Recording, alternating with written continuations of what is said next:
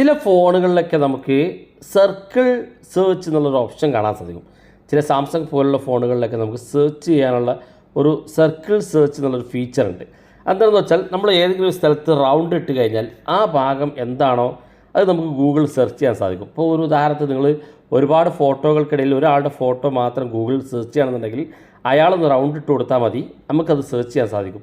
അത്തരത്തിലുള്ള സൗകര്യം നമ്മുടെ മൊബൈൽ ഫോണിലൊക്കെ അധികം മൊബൈൽ ഫോണിലുണ്ട്. അപ്പോൾ നമ്മൾ ഇന്നത്തെ വീഡിയോ പരിശോധിക്കുന്നത് അത് എല്ലാ മൊബൈൽ ഫോണിലും എങ്ങനെ ഉപയോഗിക്കുക എന്നുള്ളതാണ്.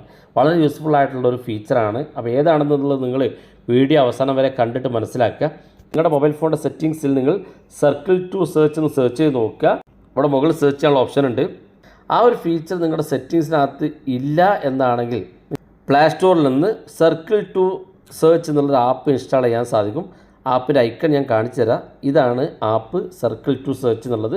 വേണമെങ്കിൽ ഇതിൻ്റെ ലിങ്ക് ഡിസ്ക്രിപ്ഷനിൽ വെക്കാം. ഇതാണ് ആപ്പ്. ഇത് ഓപ്പൺ ചെയ്യുമ്പോൾ ഇതുപോലെ കാണിക്കും.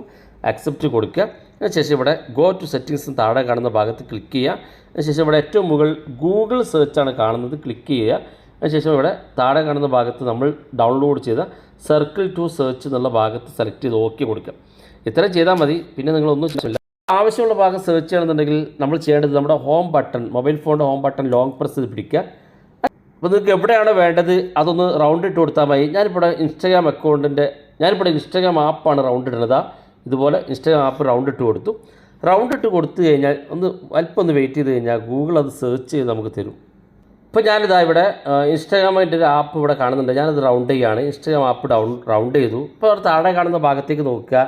നിങ്ങളുടെ സ്ക്രീനിൽ നിങ്ങൾക്ക് കാണാൻ സാധിക്കും ഇൻസ്റ്റാഗ്രാമുമായി ബന്ധപ്പെട്ടുള്ള ഒരുപാട് ഫോട്ടോസുകൾ കാണാൻ സാധിക്കും. അപ്പോൾ നിങ്ങളുടെ ആരുടെയെങ്കിലുമൊക്കെ പേരിൽ ഫോട്ടോസോ അല്ലെങ്കിൽ എന്തെങ്കിലുമൊക്കെ ഉണ്ടെങ്കിൽ സെർച്ച് ചെയ്യണമെന്നുണ്ടെങ്കിൽ ജസ്റ്റ് നമ്മുടെ ഈ ഹോം ബട്ടൺ ലോങ് പ്രസ് ചെയ്യുക. എന്നിട്ട് വേണ്ട സ്ഥലത്ത് നിന്ന് റൗണ്ട് ചെയ്ത് കൊടുത്താൽ മതി. അതിൻ്റെ ഡീറ്റെയിൽസ് നിങ്ങൾക്ക് കാണാൻ സാധിക്കും. വളരെ യൂസ്ഫുള്ളാണ്. നിങ്ങൾ ഉപയോഗിച്ച് നോക്കുക. അഭിപ്രായങ്ങൾ വീഡിയോയ്ക്ക് താഴെ കമൻറ്റായി രേഖപ്പെടുത്തുക. ഇതുപോലുള്ള വ്യത്യസ്തമായ അറിവുകളുമായി നമുക്ക് അടുത്ത വീഡിയോയിൽ കാണാം.